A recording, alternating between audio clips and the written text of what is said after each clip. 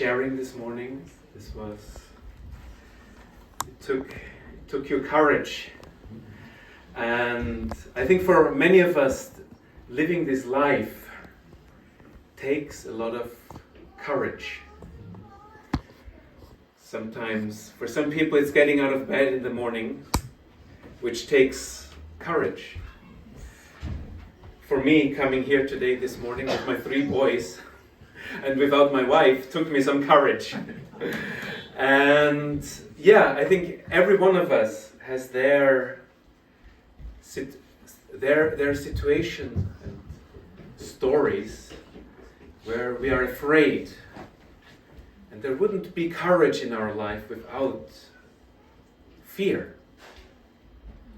And fear is quite a universal human experience. It's actually healthy because it actually keeps us safe.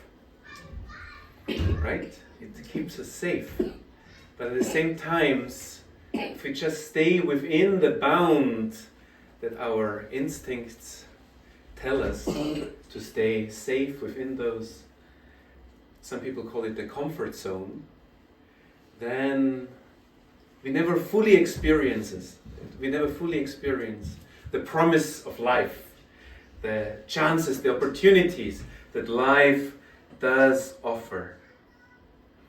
So real courage requires this balance between being fearful. If you're not afraid of anything, we're not courageous. We are rather foolish people. But if we are dominated by our fears, we miss out on life. And yeah, so with this, I'm contemplating on this. I would like to share the message this morning about real courage, and really 2 elements of real courage and several stories of real courage. Because actually in our culture, especially also in the Bible, we find incredible stories of courage. And the inspiration for this message today actually came from the story of David. You may be familiar with the story of King David, who later became the king. And he was basically a shepherd, right? He was just minding the sheep of his parents. And at one point he was called, if you're not familiar with the story, to bring a lunchbox to his older brothers who are on the front line, right? Who are fighting these other people. And there was a big guy, his name was Goliath, and he was mocking the Israelites, right? And he was saying stuff about them, and he was asking people to come and duel him. And no one was brave enough to duel him, right? And there was, especially his older, also his elder brothers there, they didn't want to do it. And so David felt so outraged by that his God was mocked as well by this Goliath guy, that he said, tiny David said, "Hey, I want to fight. I will fight him." And what was the response of his older brothers there? His response was very caring. They said, "No, don't fight him. Don't fight him. It's dangerous for you. You will bring sadness on your parents if you die, if you don't make it. So please don't fight him." And that's sometimes for us in our life as well, like this, right? Actually, the people closest to us, the people caring about us most, actually want us to stop from a deeper calling that we feel. Have you ever had such an experience? Where you feel called to do something, but actually the people closest to you, the people caring about you the most, with very good reasons, and out of a pure motivation often, tell you not to do it. I think from a few nods I can sense that's also quite a universal, quite a human experience. David experienced the same, right?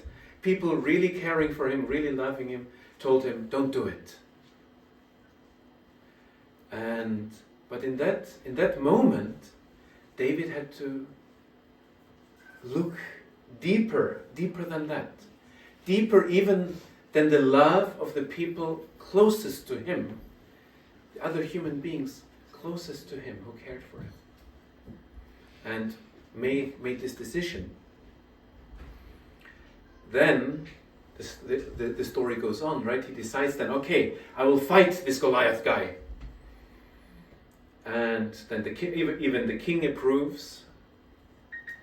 And the king then suggests, hey, I'll give you my sword. I'll give you my sword so that you can fight. But little David can't even lift the sword properly. And if he puts on the armor of the king, it's too heavy. He can hardly move. And so then again the question is, David is in a decision. Will I now face Goliath with that armor that is heavy, with that sword that doesn't suit me, that I have never trained with? Yes or no?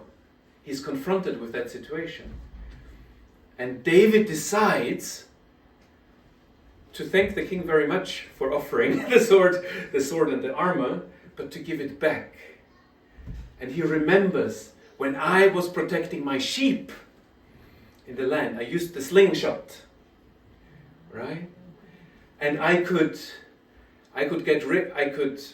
deter lions. I even killed once a lion with that slingshot when I cared for the sheep.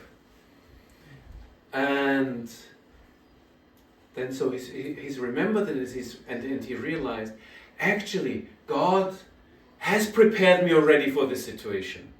I do not need to deal with human help. I do not need to deal with... I'm grateful for the king's help and support.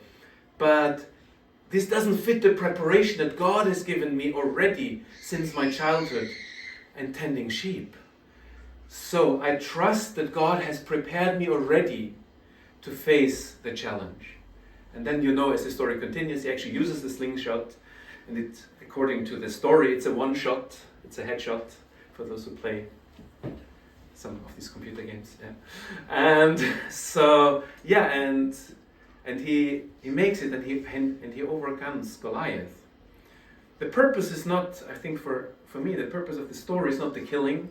The purpose of the story is not that there was a war or something like this, but this experience of David of feeling a calling from God, and the border, actually the hurdles he needs to overcome, actually then to make it happen, right? It didn't happen automatically just because he had a calling. He had to, before you overcome an external enemy, right? You need to overcome an internal enemy. First within yourself. But that's also not it. Then even the people close that are loving you, and maybe, I don't know, maybe the brother of David, right? He felt guilty and said, I should face, I'm the older one, I should face Goliath, but I don't want to. So I tell my little brother I care for him, that he shouldn't, he shouldn't be so bold. Sometimes our good advice is also projection of our own fears onto others, right? So these sort of things are very, very human experiences. And I think what the story of David here teaches us is to listen, to connect to this deeper, more inner inner calling and not reject the people that love us, but understand that they are also wrestling with fear, that they also feel their own calling. And actually, if I make it, if I follow that calling of the heart and make that step, other people who are maybe more fearful may want to hold us back for a while, but actually I'm doing them a favor. Even if they are criticizing me and trying to hold me back, I'm doing them a favor because I'm showing them what it means to follow a calling from God or a calling from the heart. And it gives them an opportunity to also wrestle. They might not be friendly originally, right? They might actually, even with a well-meaning advice or maybe even more criticizing, try to hold us back. But it's something that if we do it with the right heart, that we are doing for them. In our relationship with God, this aspect here is very important. It is the listening part. Sometimes religiosity is similar to using spells. Sometimes when we pray, we might say a Christian prayer, we might say a Muslim prayer, or any other prayer. But actually what we're doing is we're not listening to what God is telling us to our heart. We're more venturing into sort of almost pseudo-witchcraft, which is sort of this idea of, if I say something strong and often enough, if I say something often enough, God will come and help me and do this for me. Right? Sometimes we feel like we can arm wrestle God into doing what we want him to do. But that's not the way. That's not the way. Real prayer is listening. Real prayer is listening with the heart to then act upon what we want, what God is trying to do through us. It's not using God to get our things done. That's a very fine line in the heart that we need to walk in our dedication. It's this very fine line also. But do I face Goliath because I want the fame? Oh, that's my opportunity to be the most famous one, right, among the Israelites? Or do I face Goliath because it's a genuine calling from God? And from externally, the two actions can look exactly the same, right? And maybe sometimes even the people who want to stop us doing something tell us, oh, you just want to be famous, you want to be greater than everyone else of us, right? These close friends that want to stop us. So it's this very fine line, and I think what helped me is to understand there's the difference between prayer and spells somehow. And when I'm trying to pray, or when I'm not trying, I do pray, and I want to make sure, am I now trying to make God do what I want him to do? Or am I actually listening to what God is telling me? Of course, it doesn't mean in my prayer I cannot wrestle with God. Sometimes it even takes courage to connect to God at all when I'm in a situation of crisis, right? We have good example there. Adam and Eve, the first human beings according to Scripture, when they did something that didn't relate to God, or when they ate from the fruit, the first thing they did, they were hiding from God, right? And it's actually the fascinating thing then about the saints and sages that come afterwards, when you read about them, that when they face doubt, when they face struggle, when they are struggling with something in their life, they don't hide from God. Moses, sometimes he accuses God and tells him, God, why have you put me in this terrible situation? I'm not a woman he literally said this to God in one of his struggles. I am not a woman who can bear the the whole people of Israel in my bosom is too much for me. So it's okay. It's okay to wrestle with God.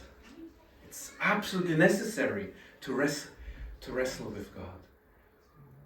And wrestling with God actually also takes a lot of courage. What is not courageous is to hide,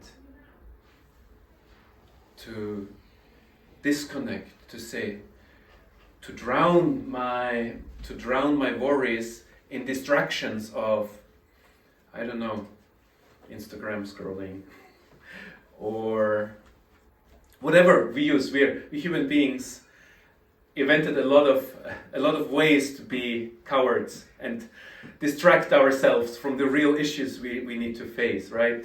May it be the bottle, may it be social media, may it be whatever we might use to not be courageous and face God, because facing God really is facing ourselves and our real situation, our real heart. I'd like to. So it takes the courage to be different. So real courage for me has two elements. One element of courage is the courage to be different than the people I see around me. But the second dimension of courage is the courage to not hide from my real self. Might be the psychological expression, way to put it. To not hide from God, like Adam and Eve behind the bush, right? And so God is asking, hey, where are you? And then they come up with some excuse. I thought we were naked or whatever, like this, and it goes on, right? This story. So I think these are the two dimensions of courage that we need to live a real and genuine life. The courage to be different from others, and the courage to face the presence of God, to face the presence of our higher self, and to, as we heard in the reading this morning, to have the courage to believe that God's ideal is possible, is realizable in my life. It sounds like a huge stretch, right? Because we know our failures and challenges and barriers. But that's something, I think that's the quality that I most deeply appreciate about our founders, Father and Mother Moon. That despite everything they faced in their own life, they always had the courage to believe in God's ideal. They always had the courage that actually real and true love is possible. Real and true relationships are possible. Not somewhere else, but not for someone else. Not at the end of time when I'm gone, when I'm in the grave. But here and now, it is possible to live a genuine life with God. So I would like to close with this image, because so one of my, on the flyer for the service we had a lion representing courage, and that's sort of the standard concentration or this kind of a standard image of courage. But for me it was actually one experience where I felt courage most strongly. It's maybe, anyway, I will still share the story.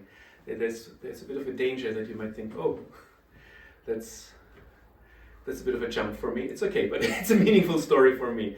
So it was at a time where I was a bit of crisis and struggling with different things, and Yoshi and I we went hike. Anyway, we just went hiking in north of Wales, in, I think it was summer.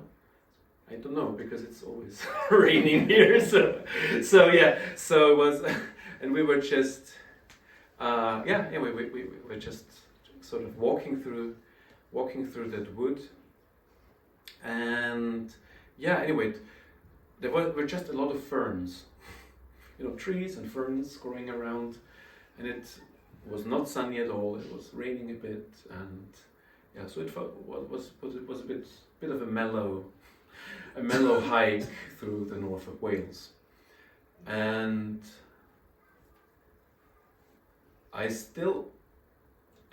we were walking for a few hours, and the only thing we saw was brown, green, and grey, sort of these, in different shades, of course, but that was sort of the colors overall.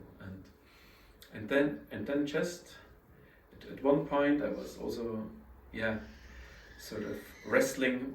Something was wrestling within me, and then I looked at a little patch of the wood, and there I just saw a little flower blooming. Middle bloom. It was the first flower. I'm terrible at flowers. I can't even tell you what flower it was. So I don't know the name of it. But it just touched me after these hours and hours and hours of grey, green, brown. There was that little flower doing what flowers do, blooming. And I could then hear in my head the conversation of probably the ferns around. Why do you think you can bloom here in the middle? It's cold, it's wet, whatever it is, right? We have other things to do. Why do you think you can bloom here right now? Maybe that's what I heard. Maybe the ferns have a much better attitude to flowers, but that's what I projected onto them with from my own struggle and from the own things that I was dealing with internally. And just in this moment I got this, wow, this flower is really brave. The flower is really brave to be herself and just do what it does best, bloom. And so with this, I think that's in a sense almost a sort of feminine courage I felt. It's not to kill the big guy necessarily, but sort of a feminine courage is just to bloom and be myself, despite the mud puddles and other things around me. And I was deeply, deeply touched in that moment, beyond what I can express right now. And so, with this, I would like to encourage you for this week, and I'm feeling as God is encouraging you, to bloom. Thank you very much.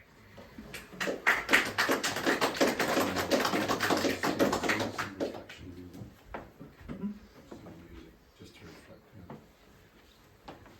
Okay. Do you have any idea? I'm just away. Okay. We'll just spend a few moments in quiet, just to reflect on what we've heard.